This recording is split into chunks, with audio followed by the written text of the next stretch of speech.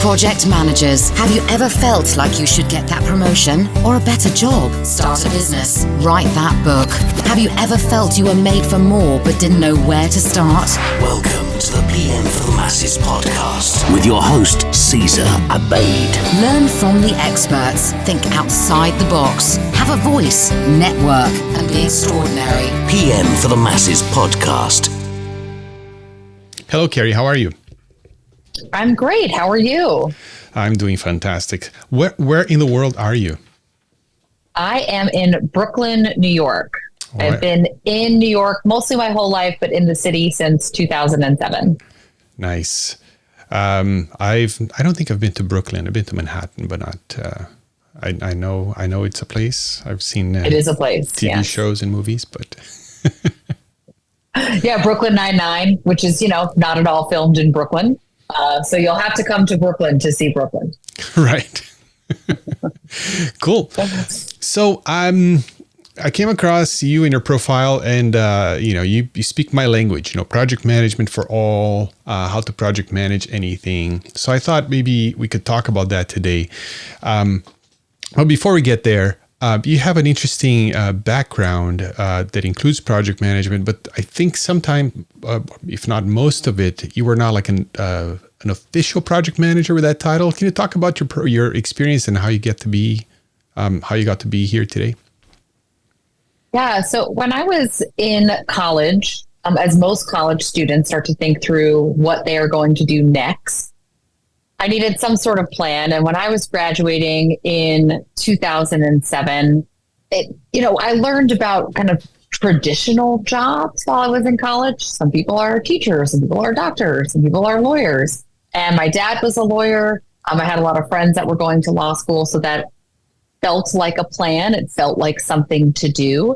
So I did go to law school and I did graduate law school, and I kind of just waited. I thought, by the end of law school, something will click in terms of what I'm passionate about here. And then law school ended and I said, oh no, it didn't click. There was nothing here that was super exciting or thrilling to me, with the exception being working on the law school journal, because I really liked the writing and the editing piece. So when I was looking for kind of, I don't even like to say I pivoted out of law, because I barely got into law. I was really interested in the food scene and kind of new to it in New York, and got a job working in a restaurant. It was a New York Times 2-star restaurant with a celebrity chef, and had 2 dining rooms. On a Saturday, about 450 people would dine in that evening, and I was the head maitre d'. And so I was sitting at this little computer in front of me, run by OpenTable, and was basically running projects every single day, right? How am I going to map this out? What is the order of operations? What are the risks in how I plan this? What are my backup plans, right? And then 5 o'clock's going to hit and we're going to press go. And I just loved the problem solving, thinking on my feet. And for anyone interested in project management, working in a restaurant is great because you don't have more time to solve a problem, right? And so you can't say, let's table that till after the holidays. Let me circle back in a week. No, if someone doesn't like their table, you're going to have to fix that immediately. So I realized that restaurants were exciting to me. Working 1 to 11 p.m. was less interesting to me for the long term. And so I actually got an interview at Seamless, a food delivery company, which is huge in New York. And they were hiring a project coordinator. And the person who was hiring for that role had worked in restaurants and believed that people who worked in restaurants had an interesting way of hustling. So she appreciated that background and took a chance on me kind of in this new world. So I kind of fell into project management. Interesting. Yeah, that is true. Restaurants, that at the very least, it's a good metaphor for project management, because dependencies and milestones, and some things can't wait, otherwise they get cold and it's no good. Exactly. If you move somebody to if you move a party to a different table, now it has consequences in your waterfall, whatever. Yeah, cool. My first job I'm from Brazil originally, but my first job in North America was also in a restaurant. But Really? as a server. Yeah, I didn't even know how to speak yet, or so it was trial by fire. But yeah, and it does require hustle, right? It's even to create that environment of peace and tranquility. There's a lot going on in the background.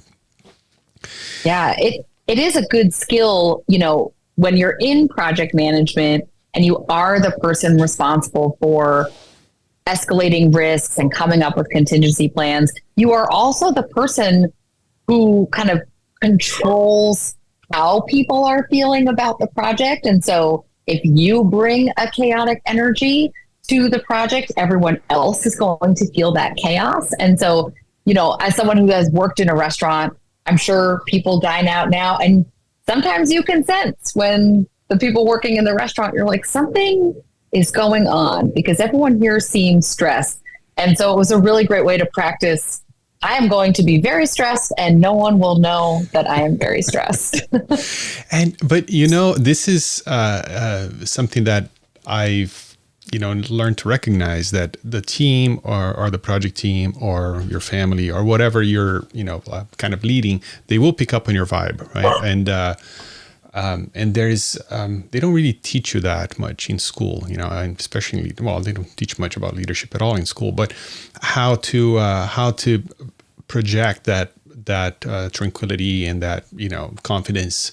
So even if things are not going to plan, you can still, we got this, we'll figure it out, and then the team eventually picks up on that, and then it tends to be the result is that it helps you deliver because people are more level-headed, right? Right. Yeah. They're not panicking and kind of causing a panic. And probably the very first time I learned that lesson, I worked at a summer program for high school students. I was in college, and we took the students on all these field trips. So every day for the field trip, 4 buses would show up to take the students somewhere. We were in DC, Washington, DC. And one time one of the 4 buses was shorter than the other buses and therefore did not have enough seats for everyone.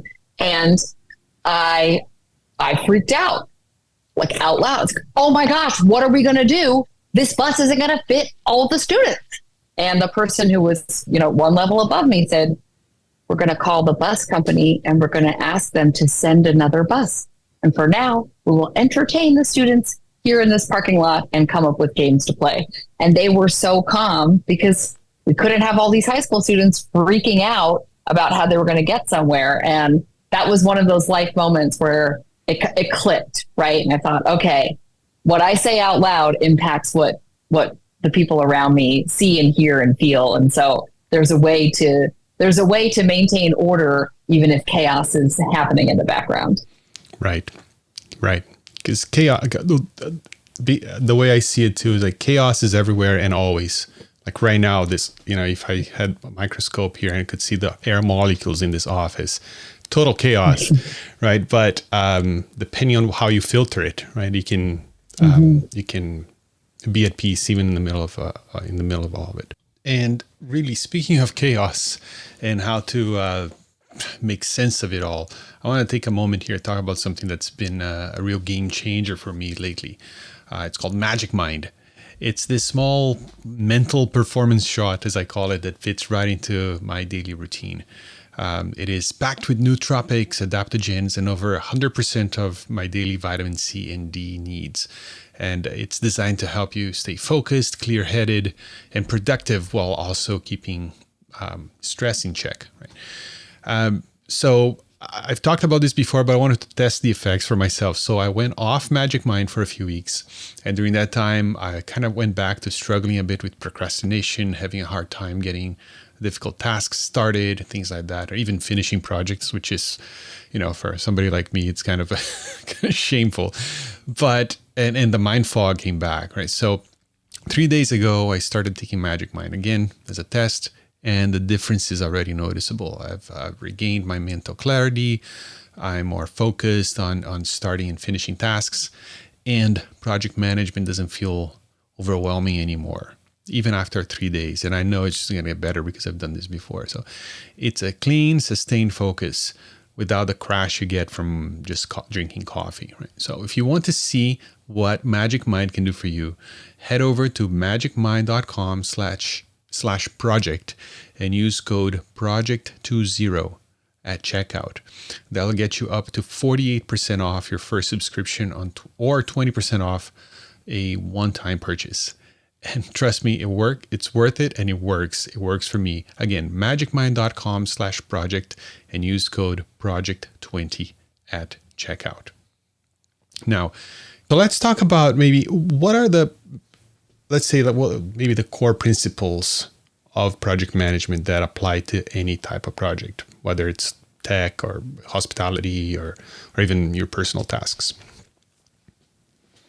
I believe that I refer to it as a project charter. I'm sure if someone is managing something, just, a home renovation, maybe they're not thinking like, oh, I need to draft up my project charter. But, I call it a project charter. You could call it a hot sheet. You can call it a one-pager. There needs to be a story to your project, right? I would say that where a lot of projects go wrong is you kind of start before spending some time to think through, what are our goals? What do we want the end result to be? Who is going to be involved? What do we anticipate, as a potential risk or a setback? How could we mitigate that? How will we look at success? I think that sounds formal if for someone who's maybe not a project manager or project managing something outside of a work environment. But you need to have kind of that foundation, right, before you start anything. It would be the same if you were planning a trip. You don't just say, okay, I want to go to Portugal. Let's buy plane tickets. Like, okay, when do we want to go? Who's going to come with us? How long do we plan to be there? Do we have enough money for this trip?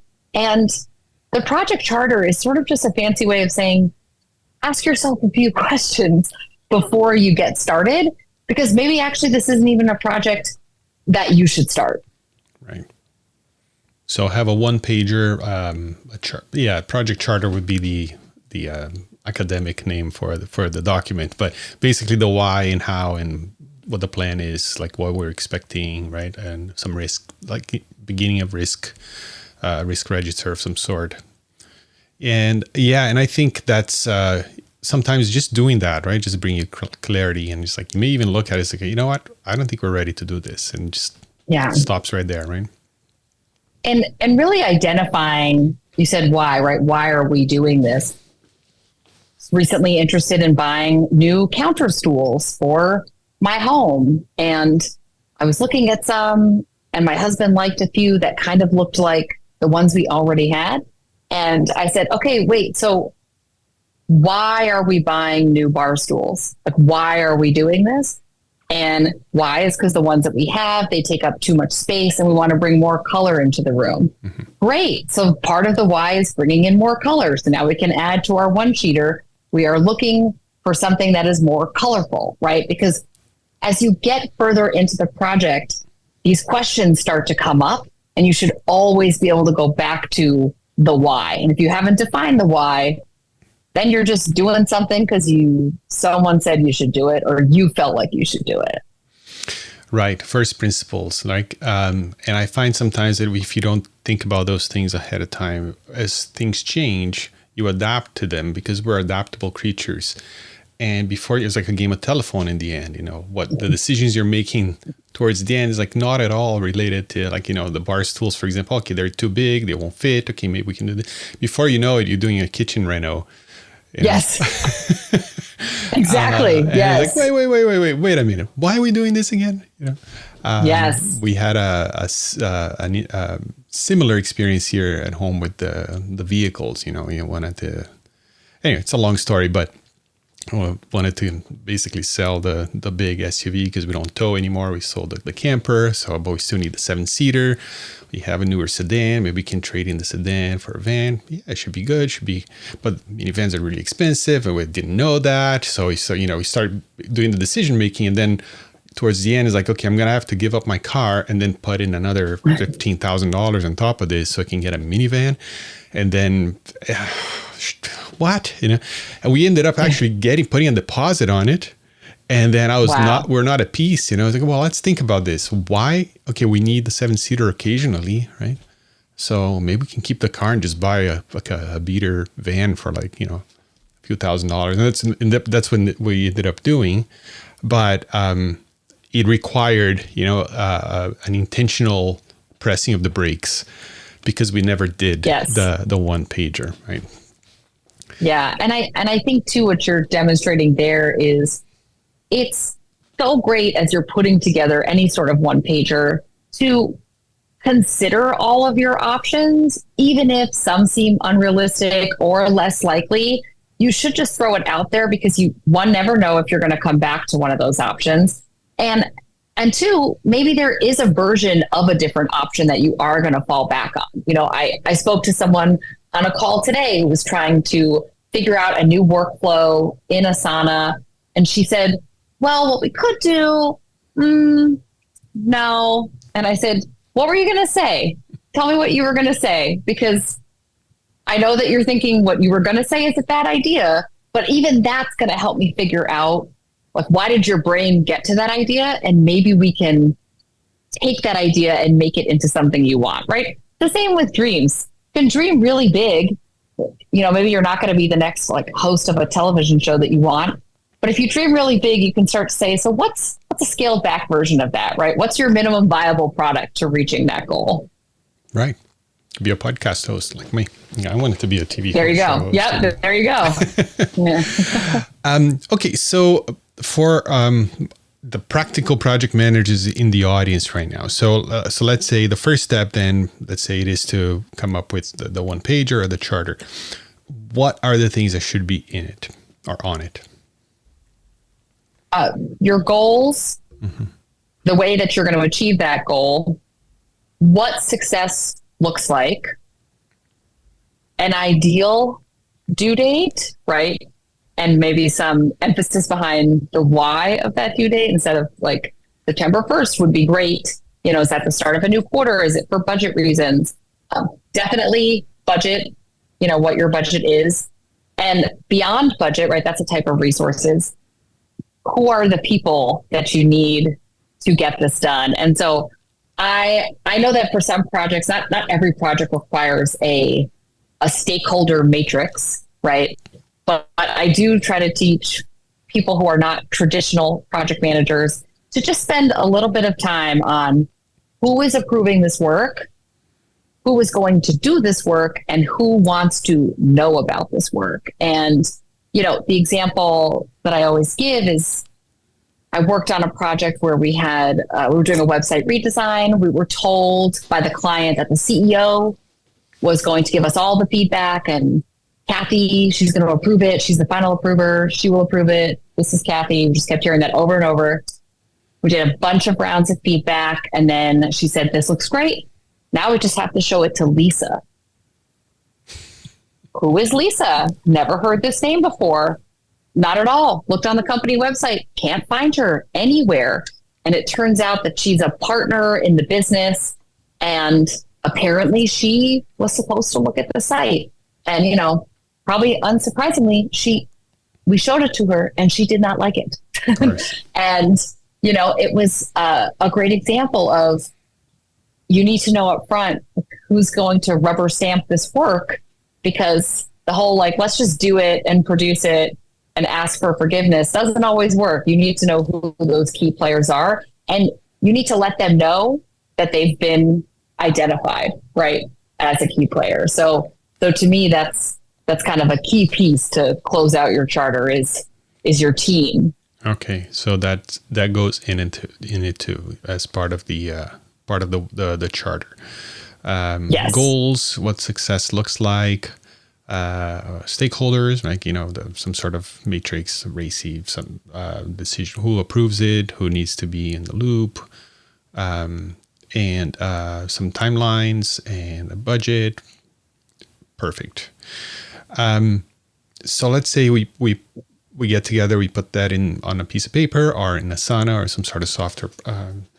So what would you do next from that point? Because one thing I find is like people approach me a lot about help with project management, and we were just discussing this right before we started. And once I start digging in, I feel like I find that they're not at that point yet, of actually managing the project. It's just like, how do they handle their workflows and what comes across their lap, and the email inbox and things. What is a project? What isn't a project? And by the time we figure all that, it takes a long time to even like just to learn to work together as a team to triage what we need to do, right? We're not even deciding how to do things or what to do. And then by the time we get to the point of the how, there's already a lot invested into processes and things. So let's say we do have a charter. We know this is what we're going to do, and we have all those variables in there. What would you say is the next thing, the first thing we need to do at that point? Then what I like everyone to do is I say you need to make the longest to-do list ever for your project, right? And that can, in a project manager's world, that's going to be tasks and dependencies. But for the layman who's taking on the project manager role, if you are taking on a project that you're hoping to deliver in Q4, what is everything that you could possibly have to do?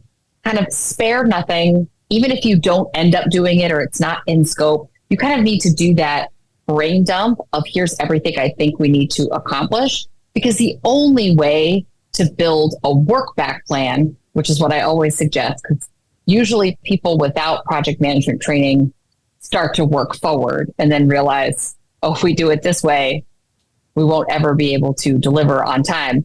And I always give the example of, like, if you were trying to get to the movies by 7:00 and you had a babysitter coming and you had to get ready and shower and drive there and park, you would work back from 7:00, right? And say, like, we have to get there at 6:30. We've got to park by 6:15. The babysitter needs to come by 5:45.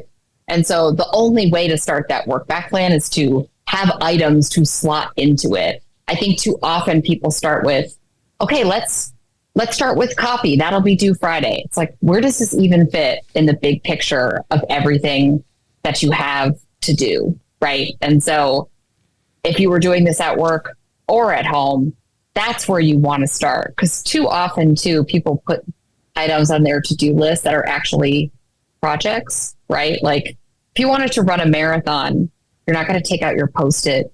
Like, run a marathon. I'll put that on for this week.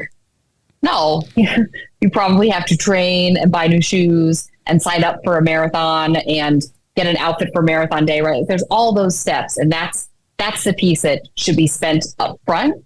And I always suggest making a list yourself based on what you know, and then start reaching out to the people that you put on that stakeholder list and say, I'm going to have a project kickoff soon. I'm starting to pull together everything that we need to do. I made this list to get started. Is there anything you think we should add? Anything that's, that we should take off that you wouldn't do? And kind of get that early input. People love to give their opinion on how the project takes shape. And it's a good opportunity to give people a voice in the project. Great. So basically a brain dump of either what needs to be done or deliverables or like whatever needs to happen in order for us to look back and say, this was complete, this is done. Yes, exactly. And so the danger with that, and I would love to get your take on that, is that sometimes we get into the mode of to-do list, which means like we start like already kind of cornering ourselves into a way of doing the thing because it's all like action oriented. And but before we even think about what are the things, like for example, running the marathon, right? Like you say, okay, I need to practice, I need to train, I need to run 5 days a week, whatever. But you don't know at that point that that's what you need to do, Yeah. But then if you don't check it off next week that I didn't run 5 days a week because, I read that article and says that's bad for me. It should be 3. But now I need to go back and redo my entire list. So how do you address that danger of just kind of cornering yourself into this way of doing things out of fear of not completing your to-do list? I think the first step, and I mean, you raised a good point, right? Because I saw this on a project once where we just got into it. We're like, we know what we need to do by this day, and let's just start executing. And a month into execution, someone said, what's our overall strategy here, right? Like, we're doing and we're moving forward, but forward towards what? Like, we don't kind of know what we're moving towards. And so, it's hard, especially not in the project management space. Like you said, how do you even come up with this list? How do you know what you don't know, right? And so that's where I think you can focus a little bit more on, if these are the 3 to 5 outcomes of this work, what are potential ways that we can get there? And, I believe that a good project manager has a really good plan A, but an even better project manager has an even better plan B. And so it's spending that time to think through, what are all the different ways we could get at this, instead of, I read this one article, I have to run 5 days, and if I run 4, I'm an absolute failure, right? So you have your plan A, and then what's plan B? Maybe it's running 3 days a week. And is that still going to get you to the outcome? Potentially, but it might mean that the project is delayed a little bit. But then that risk going into it. Right. And oftentimes, because you need buy-in from people involved, the solution, right, the path forward might not be 100% what you would have chosen. And in your mind, it might be the best path, the one that you came up with. But if there's not going to be buy-in from those who need to do the work, then you're never going to achieve it. So it's I like the idea of having that plan B, in case that plan A not everybody buys it. So, okay, let's go with plan B. Yeah. And then find the best, the common denominator amongst all those involved. That way everybody's engaged. But so the flip side, the danger of that, just playing devil's advocate, is just then you just plan, you don't take action, right? So it's just like a analysis paralysis. So how do we find a good medium between just doing stuff, jumping off the cliff and building the airplane on the way down, versus just taking forever to design the perfect airplane and never, take any action? It's important to build time to test and to maybe agree as a group that you're going to get maybe 80 to 90% of the idea there, and then you're just going to have to go for it, knowing that you're missing something. And that's the piece people don't want to admit, like, oh, I'm going to try to think of everything. But one of the first big, huge projects I worked on was moving 4,000 clients off of a .NET backend onto a Java backend. Because we couldn't, it was very complex. It was corporate ordering. We basically had to manually move every client, call them, go through this whole process, move all of their data over. It was going to be like a 2 to 5 year project. And we spent 4 to 5 months prepping for that first set of calls. We got to think of everything. We have to have materials. We have to look professional. And at some point I was like, I think we need another month. And I remember my boss said, we just have to do it. We just have to call someone. We'll call someone. We'll pick a low risk client. And if they hate us, we'll learn something, and it's low risk. And we called our very first client. We're so set. We're like all buttoned up. And then we're like, okay, open your browser. What browser are you on? And she said Internet Explorer. And she couldn't find the thing we were pointing her to. And it turns out she was on Internet Explorer 7. And our new site was optimized for Internet Explorer 9 and above. And we couldn't help her, and we were going to have to wait to migrate her. But it was a great lesson, because we realized, okay, we didn't realize that some of our clients are on really old versions of browsers. Now we have to take that into consideration and where they fall in when we're going to do this. And so, at some point you just have to say, we just have to put this out there, but try to do it in a low risk manner, right? If you're going to do a URL redirect for every single user, you might want to test that out with a smaller group first, right? And see how it goes. So when you do it for everyone else, it's great. That's cool. I like that. It's almost, it is, you can't, part of the scope is hidden behind the test, behind the action, right? So I love that. Yes. so the only way to uncover is to actually start doing things like that. Yes. And do it with that in mind. So when you do run into an issue like that, okay, this is not an issue. This is us discovering more of the scope.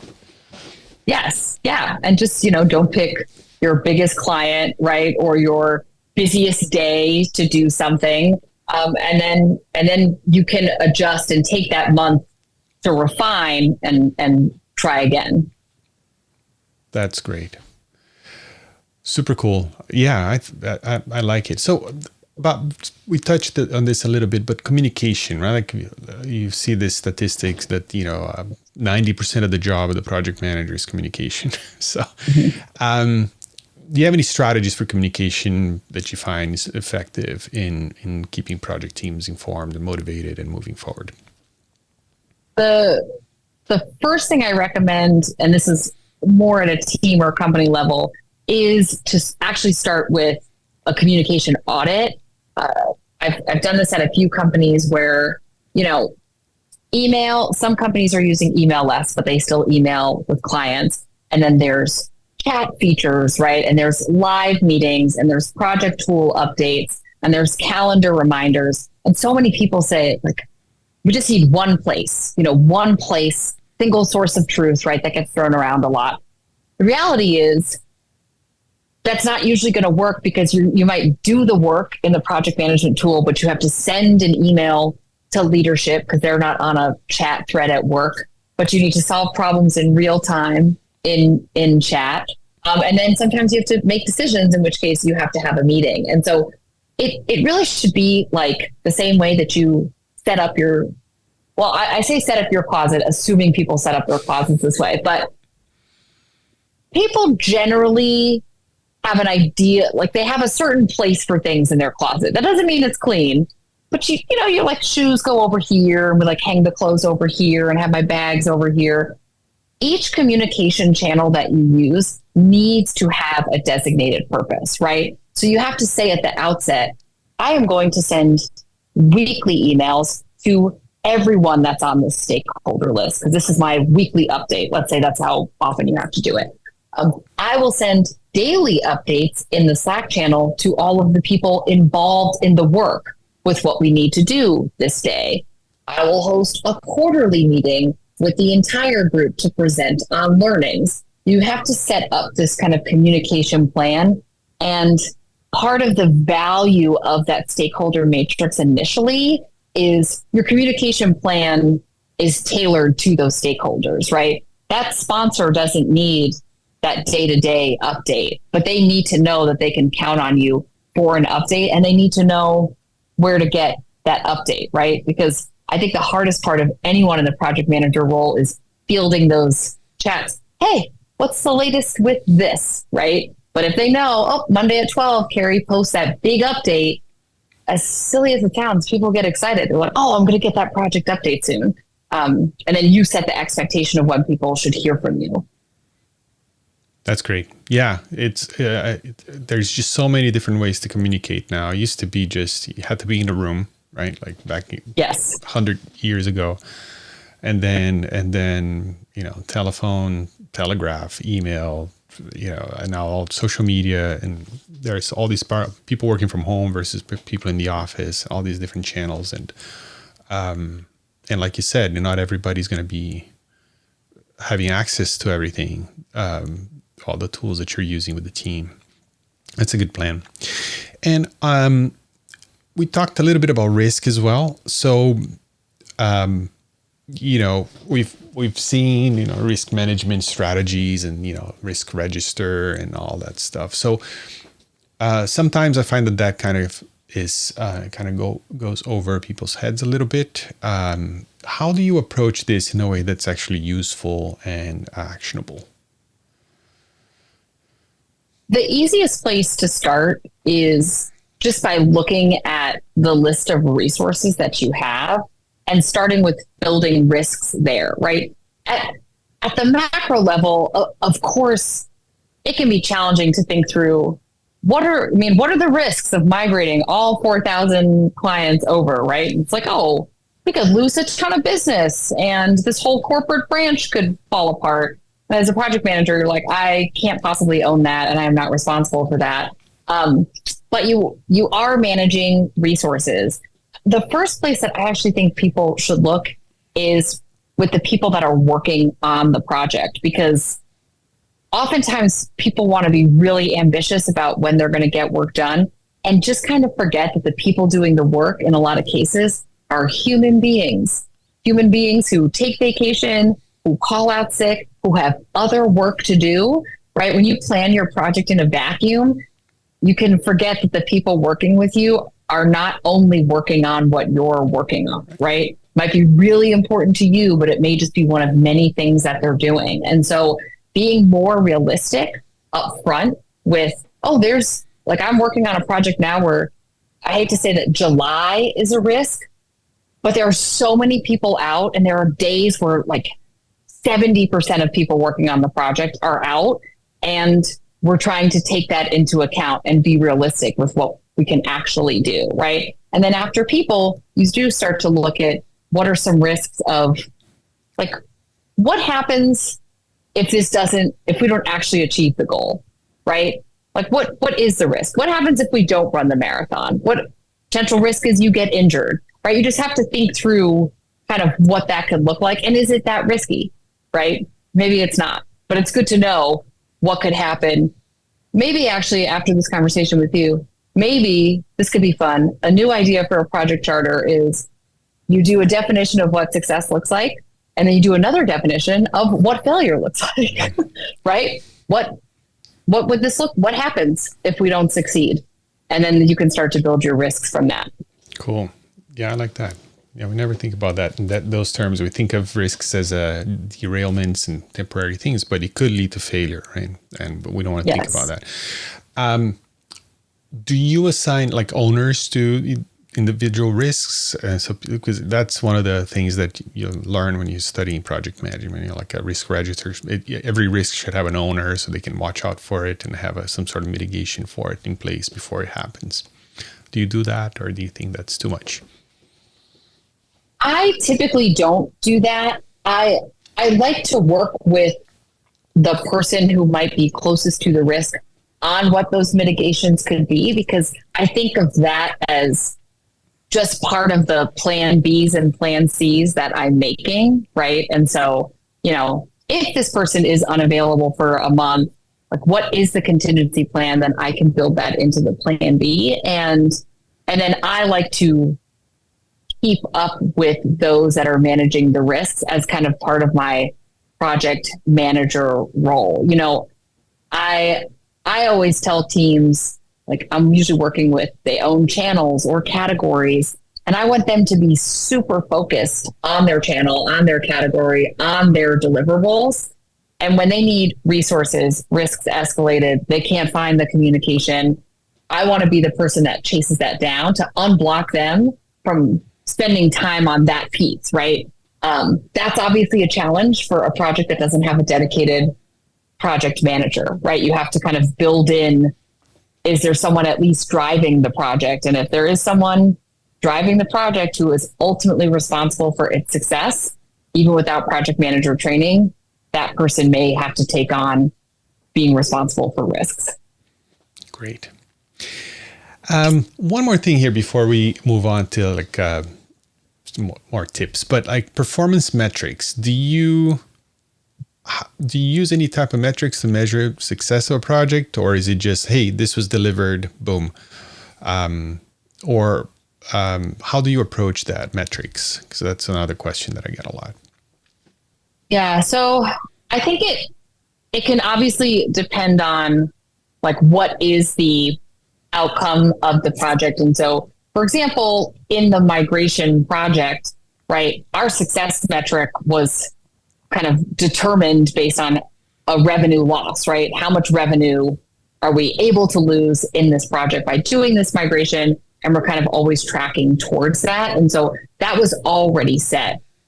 When it gets to some of that, I was going to say fluffier metrics, I have a team that's onboarding to Asana, and they like, oh, can we come up with a metric for like adoption. I'm like, oh, that is tricky, right? What does that look like?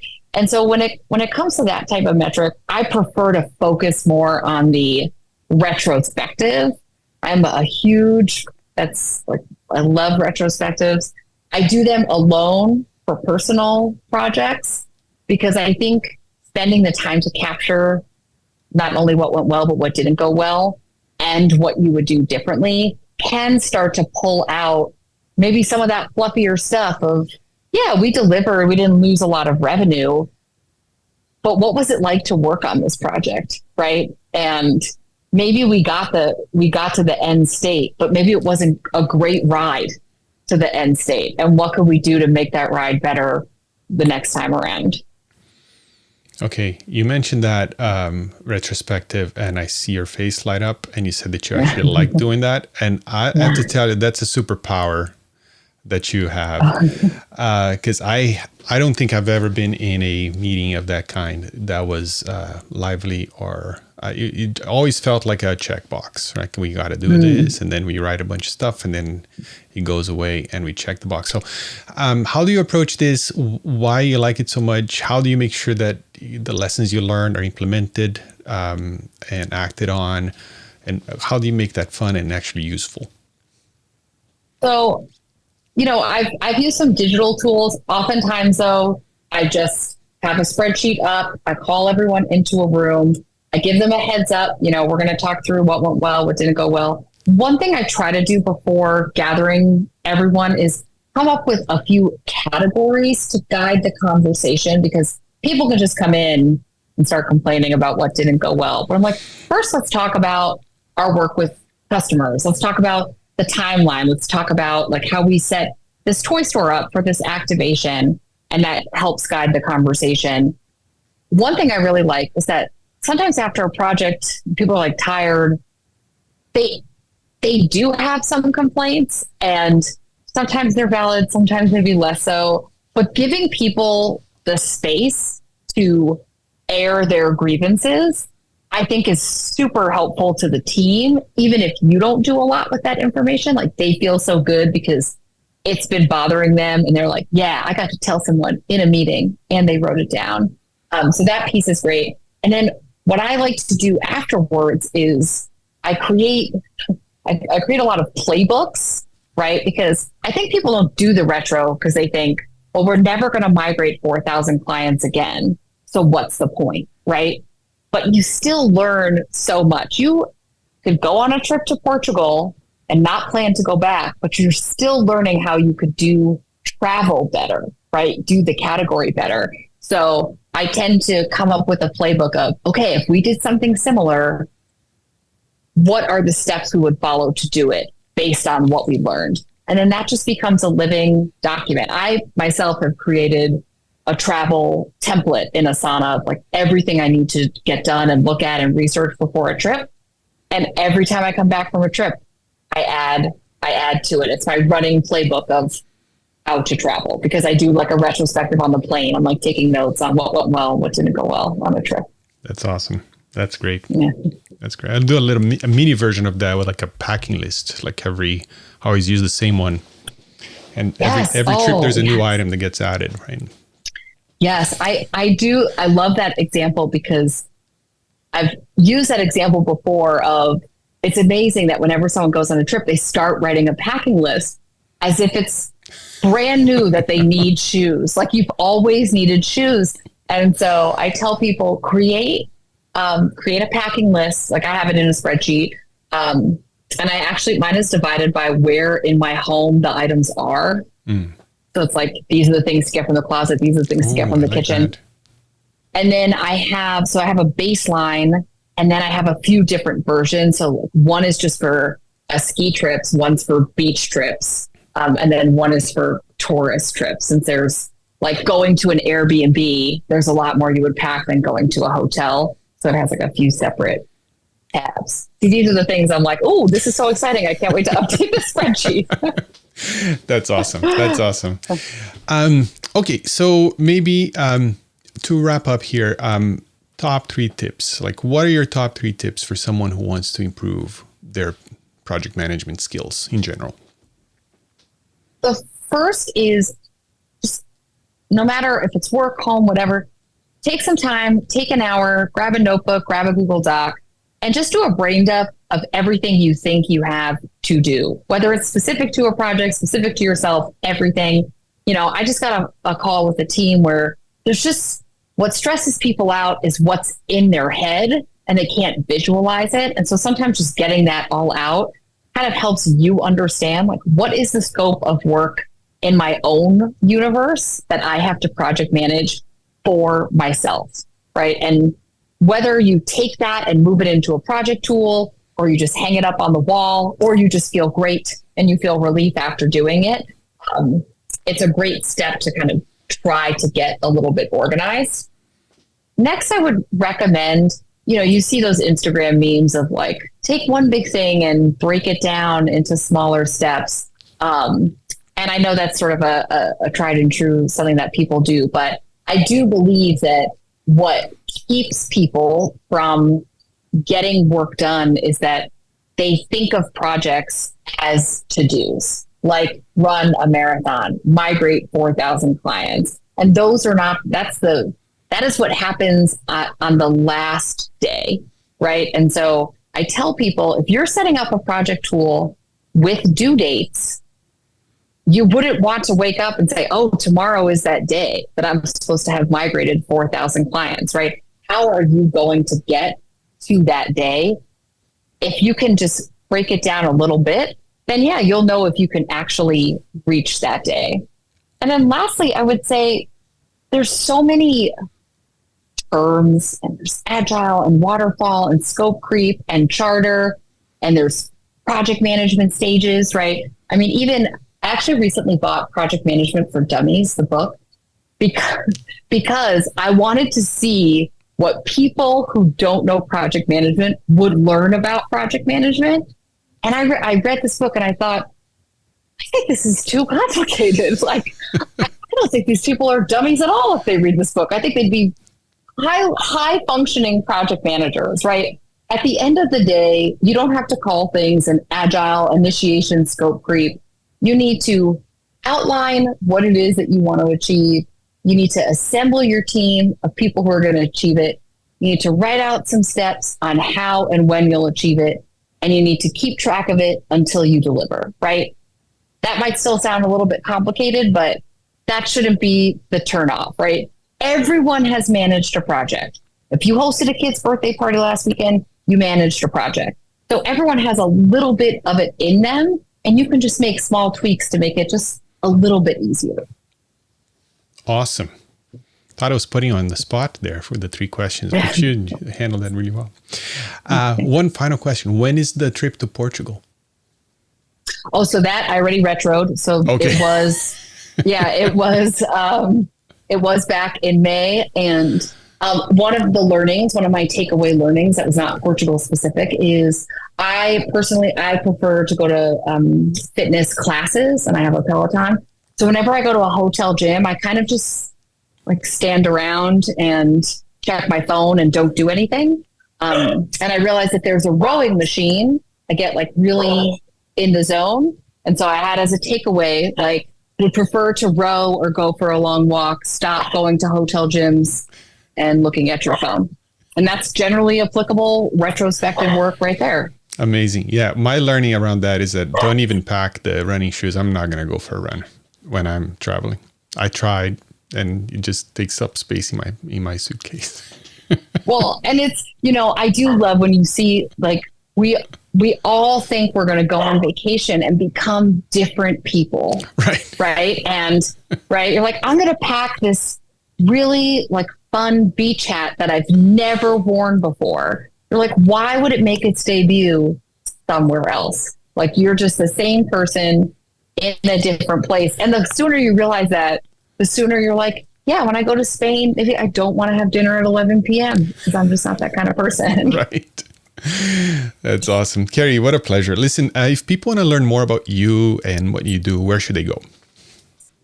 Can go to my website, which is stowberrykerry.co, or find me on LinkedIn at Kerry Hoffman. Those are the 2 places I hang out. So, and I'll have links to all these in the show notes for today's episode, which you can find at pmforthemasses.com. Kerry, what a pleasure again. Thank you so much for making the time. Thanks for talking to us. And I'll see you around LinkedIn now that we're connected. Great. See you around. Thank you. All right. Thanks again. And folks, don't forget to check out Magic Mind at magicmind.com/project. You can get up to 48% off your first subscription or 20% off a one-time purchase using the code PROJECT20 at checkout. You can find these links and all the links we talked about, show notes for today's episode at pmforthemasses.com/151. Again, pmforthemasses.com/151. See you all next time. And until then, remember, life is a project and you are the manager. Ciao, ciao. Thank you for listening to the PM for the Masses podcast. Tune in next week for more great ideas on how to manage your projects better and truly stand out in your industry. pmforthemasses.com